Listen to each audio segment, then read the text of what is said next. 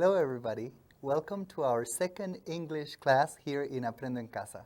I am teacher Jonathan Elizondo and I am so happy to be here with you today where we are going to learn, have fun, and explore the English language together.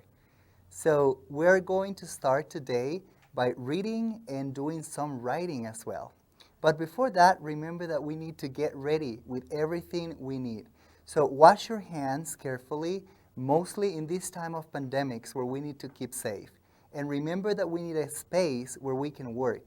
And very important, the materials that we're going to need. So let's see which are those materials that we are going to use today. So we need our notebook, we need the pencil, the eraser in case we need to correct something, and of course, the pencil sharpener. Very important. In terms of the place where we are going to work, a table, or if you want the floor, that is okay, no problem. Try to be in a quiet place, somewhere where you can concentrate, where you can pay attention to everything that is happening in the class. And very important, invite your family. Tell them to come and join you in the sofa, in the table. Text your classmates. You can tell them, we are starting class, don't be late. Ready? So we are going to look now at what we saw last week. So last week with Teacher Juan, I know you had a great fun. We had a lot of experiences. But what is it that we learned last week? I'm going to show you some vocabulary. I know you went to a trip in Arenal volcano, and we had a great time. So you learned all of these words that are here. I know we talked about the river. Remember the river? We also talked about the waterfall in Arenal volcano. We talked about the volcano itself. Then the clouds. Remember you said that Arenal volcano is a cloudy place, La Fortuna, and also the trail. Very important, right? Those are the things that you learned with him. So today we're going to continue with that learning process. What nature do we have in our backyards? So here is today's lesson. We're going to be decoding keywords related to nature for good pronunciation. We're going to identify meaning from keywords related to nature. Very important. Distinguish main ideas from a text. Identify keywords related to nature in a text. And finally, we're going to write a short description of my backyard. If you don't have a backyard, if it happens, like in my case, I live here in San Jose, Atillo, and I don't have a backyard, don't worry. We're going to see a definition of the backyard that is going to benefit a lot, okay? So today we're going to start. Before we read, it's important to see the vocabulary that we need to recall what we already know and to learn new vocabulary. So I have this graphic organizer for you, and I want you to complete that graphic organizer. Before we complete it with elements in the backyard, you need 4 elements, and I want you to do natural elements, living things, because remember that we have living and non-living. So here we have the definition of a backyard. Actually, 2 definitions, as I told you at the beginning. The first one is the portion of land or building site behind a house. So in that case, if you live in the rural area, it's really common to have the backyard behind our house. But what happens if I live in an urban area where I don't have a piece of land behind my house? The second definition, a familiar or nearby area, the neighborhood. So in my case, my neighborhood is Atillo, where I live. What are the things that are natural over there? Are you ready to complete this chart, this graphic organizer? Yes, 4 things that are natural. Remember that in your notebook or in a piece of paper, you just write the answers. You don't have to do everything that you see on the screen right now. So here are my ideas. Let's see my ideas. We have trees, we have animals, we have stones and grass. So from these 4, animals, grass, and trees are living things. Why are they living? Because they need food, they need water, they need light, and of course they grow. They have a life cycle. But in the case of stones, they are non-living. They don't grow, and they are just there. They are part of nature, but they don't have life. Okay? So now I'm going to show you some pictures. And in these pictures, I want you to identify some of the natural things that we have in the pictures. 1 or 2 words that we can have. Let's see this picture over there. What do you see there? I see two things, but what do you see? You can write down your ideas. If you don't know how to spell the word, don't worry, I might be able to help you here. So let's see the answer. What are the two things that we have there? Very good. What are the two things? We see a squirrel and we see a tree. All right? Well, actually, you see a part of a tree. In the next slide, what are the things that you see? Very interesting. I see colors. I see yellow. I see, what is that? Is fuchsia? Well, people might say it's pink, but what are the natural things that you see there? Let's see the answer. We have a butterfly and a plant. Very good. Maybe you wrote flowers, but we're going to say that word for later. Let's see the next one. What do we have there? Again, the same color, right? That controversial color. People say it's kind of red, it's pinkish, it might be fuchsia. What are the things? Let's see the answer for that one. Flowers. Yes, we have flowers, many flowers over there. Let's see the next slide. Remember, it's important that you write down your notes. And here we have something that is not natural. I want you to focus on the things that belong to nature. Two special things that we have over there. So let's see the answers. We have grass and we have a puppy, right? The ball is not natural. That's why we didn't include it there. And we have the last picture. Let's look at the last picture that we have. Great. That is a backyard, the best image of a backyard. Look at that. We have flowers, we have plants that we already talked about. But what are the new things that you see there? And in this case, we're talking about non-living. I know I tricked you. Yes, you're right. I told you about living things, and here we have non-living. Let's see the answer for this one. So we have the fence, very important. We have chairs, and we have a table. Very, very good. Okay? So now that we see those things, right, we're going to imagine that we have a party time. Christmas is coming, and we might be looking for the place, the perfect spot to have our family dinner, our family party. So let's imagine that we asked every family member to write a proposal, and we told them to tell us where we want to go. So a cousin of us wrote one proposal that we're going to be reading today. But before we read, we're going to do it 2 times with different purposes every time. The first time you read, it's only to get the gist, okay? So I have some questions for you. I want you to look at these statements over here. We have the statements here. My cousin wants to be, or wants the party to be at where? At our uncle's house, his parents' house, our grandma's house. Where does my cousin want the party to be? And the second one, in the backyard, there are only living things, only non-living things, or both, living and non-living. Very important, this is from the reading that we're going to have in a moment. It's not about our real life, but the reading that we are going to see. All right? Only general ideas. So let's see the reading at this moment, at this point. We're going to have the reading, and what I'm going to do is that I'm going to read with you, okay? So it says, hello everyone. I would like the party to be at Grandma's house. In her backyard, there are different natural wonders. There are trees, plants, and flowers. Also, there are insects like ants, bees, dragonflies, ladybirds, and butterflies. We can also find non-living things to relax and have a great time. For example, a hammock, a bench, some seats, and a table. There are also stones and a trash can. Remember that Grandma's backyard has a fence around it, and it is very safe for everyone. So I'm going to leave that a little bit more in case you're still looking at some of the general ideas there before we look at the questions one more time. All right, are you ready? Yes? Let's see the questions one more time.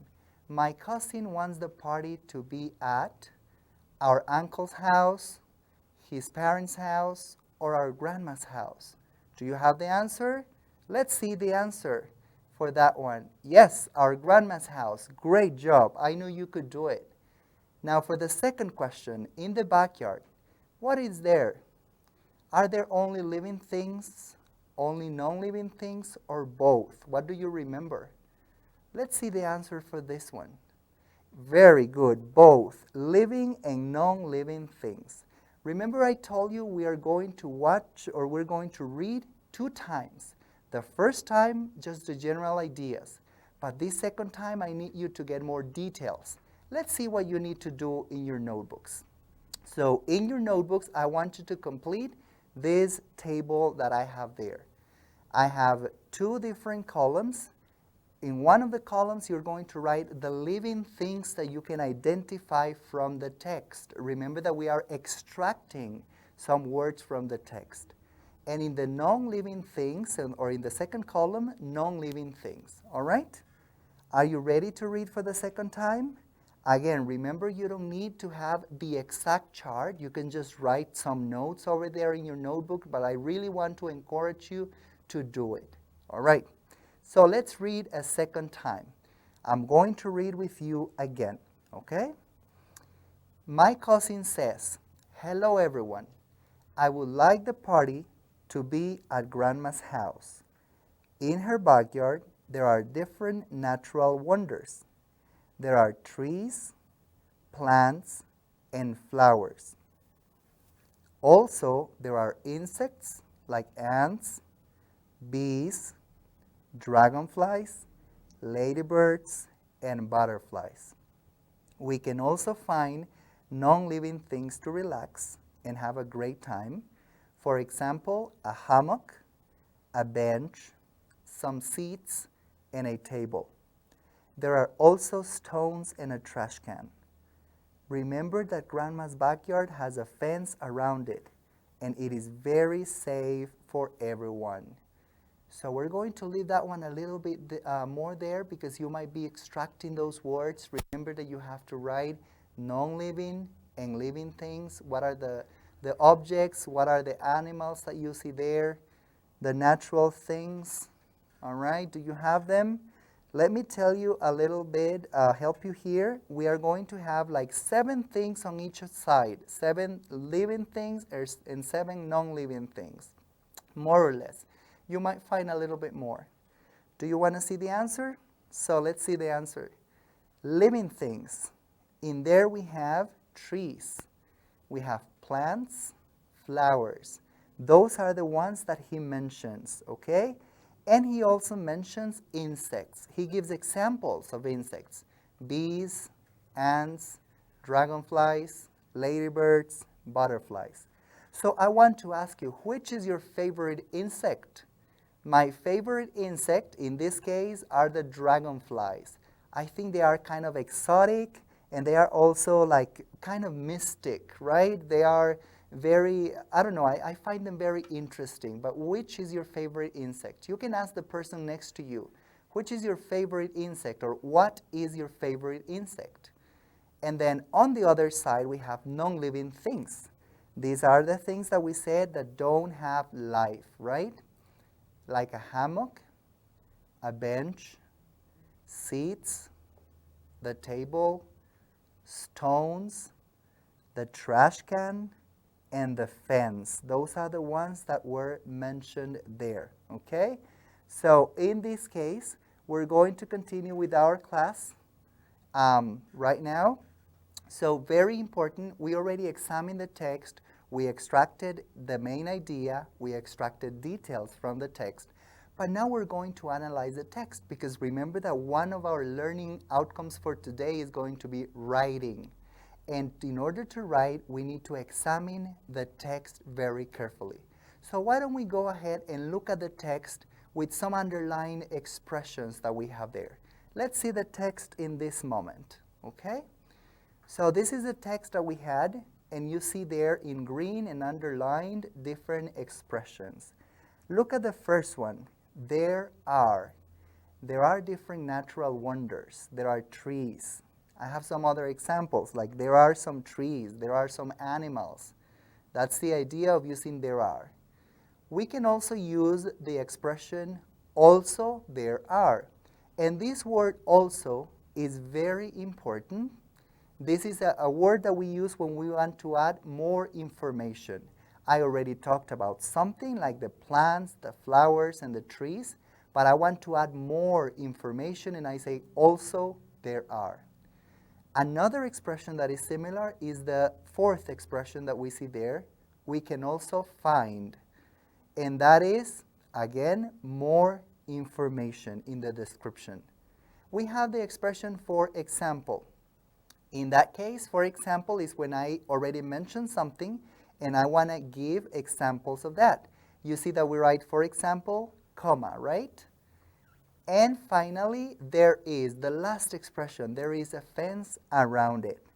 Okay, so we are going to do the writing in this case. Okay, so to write, I invite you to actually think. Maybe you can go outside your house. You can see what is around, what are the natural things that are there. But you know, I told you I don't have a backyard. In my case, I don't have a place here like in Atillo. It's very difficult to have a backyard. So I asked my sister in Upala to take some pictures of my parents' backyard. Let's see those pictures. We're going to see the pictures. So here we have here some banana plants, right, that we have over there in my backyard, in my parents' backyard. We also see somewhere here a mango tree. That is a mango tree. And you see the hammock right here. We have the hammock. And over there we see a fence, right? Those are words that we studied today. And what about this? These are medicinal plants that we have over here. These are my mother's medicinal plants. So once we have the words that we need, once we know what are the objects that we're going to include in our description, we're going to write the description. So I have an example for you. Let's look at that description that I wrote for you about my parents' backyard, okay? And I'm going to read it for you. This is my parents' backyard. There is, you see the word there, the expression, there is a hammock to relax. We can also find some trees and different plants. For example, banana plants, orange trees, a mango tree, and medicinal plants. There is also some grass, and you can also find a fence. I love my parents' backyard, okay? So you see how I use all the expressions that we learned today. I use the different vocabulary like trees, plants, mango tree, medicinal plants. I also used the different expressions there is also, for example, you can also find, we can also find, right? Very good. So my challenge for you this week is during the week, try to finish that writing. Maybe you were not able to write everything, but I challenge you, finish the writing about your backyard, okay? So we are going to review very quickly some of the expressions, two expressions. I have this one here. So this one says, there are. Why do we use there are? What do we use it for? Think about it. Do I use it for singular or plural? Yes, we use it for plural. Remember that, there are for plural. And now, what about there is? What do we use it for? We use it for, yes? You're right, singular. Exactly. Okay, so we're almost finishing our class today. I want to see what we have done today. And I want you to evaluate yourself over there. So why don't we go ahead and check our learning of outcomes and do the self-evaluation for today's lesson. Let's look at that slide, okay? So here, what I did is I did thumbs up and thumbs down. Thumbs up for the things you were able to accomplish, and thumbs down for the things you were not able to accomplish. So number one, did I follow instructions? Yes or no? Did we follow all the instructions? Did we complete everything according to what the teacher said? Number 2, did I complete the reading exercises? Yes or no? Remember that we had only one reading exercise, but we did it 2 times. So were you able to complete that exercise? Yes? Okay, and the last question that we have here, did I finish the linguistic tasks proposed? Yes or no? Thumbs up or thumbs down? So in this case, it's very important that we self-assess what we have already done, because we really want to know if we were able to achieve and we were able to complete all the tasks that we had there, right? Now, remember that at the beginning, I told you which were the things that we were going to learn today. Were you able to do it? Let's check. Let's see if we were able to do that. So here I have a table with all the learning outcomes and the indicators of learning that we have. All right? And we have 3 phases. A sad face for not achieved. A kind of, let's say that is a nervous face, like in progress. I am getting there. And the happy face for achieved. You were able to do it. So let's see. I decoded keywords related to nature for good pronunciation. How do you do over there? I hope you achieved it. You know, you might be asking yourself, like, why is it that I need to have good pronunciation? Well, when we do reading, our brain is processing all the words. And it's important that we have good pronunciation for better comprehension. Number 2, I identified the meaning of keywords related to nature. Did you do it? Yes? Achieved? Excellent. Very good. Did you distinguish main ideas from the text about nature? Were you able to do that? To get the 2 main ideas. Remember the main idea that we had the party my cousin wants the party to be in my grandma's backyard. And the second main idea is that we have both living and non-living things, right? Number 4, I identified keywords related to nature in a text. Were you able to do that? How do you do it? I hope you achieved it, right? And the last one, I wrote a short description of my backyard. Were you able to do it? Remember that if you are still in progress, what I am doing is I am challenging you. I want you to go ahead and during this week, make sure you finish that, okay? So now we're almost at the end of our class, okay? And I have 2 more questions for you that are very important. Question number 1. We're going to see it down here in a moment. So the first question is, what are 2 things that I learned today? Think about that. What are 2 things that you learned in today's class? For example, in my case, maybe I learned the expressions there is and there are. That is one thing that I learned. There is for singular, there are for plural.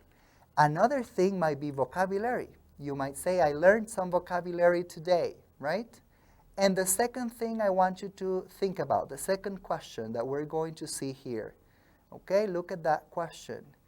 Is there something I can do differently next week? This is very important.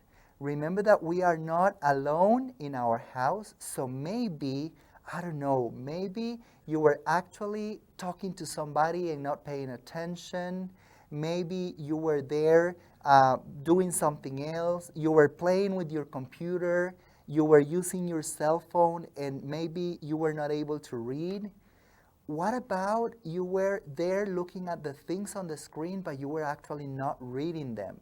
So it's very important that we pay attention. This is what we refer to, what is something that I can do differently next time in our next class, all right? So remember my challenges for you in our following class, because I really want you to put this into practice. The text using there are and the text using there is, so a good description of your your backyard. And it can be your backyard if you live in a place where you actually have a backyard, or it can be your neighborhood, all right? So it was great being with you today. I really hope you had a great time. I know you invited your families, you invited your friends. We were able to do a lot of different things, and I am very happy because you achieved what I wanted you to achieve. So I hope you learned, you had fun, and you were able to explore the English language, right? Remember that I am teacher Jonathan Elizondo, and we will see you next Friday in Aprendo en Casa. Very special thanks to the Ministry of Public Education and to Repretel for this great alliance that is making this possible. We're going to continue here every single week, okay? So thank you very much, and we'll see you in the following Friday. Bye-bye. Have a great time.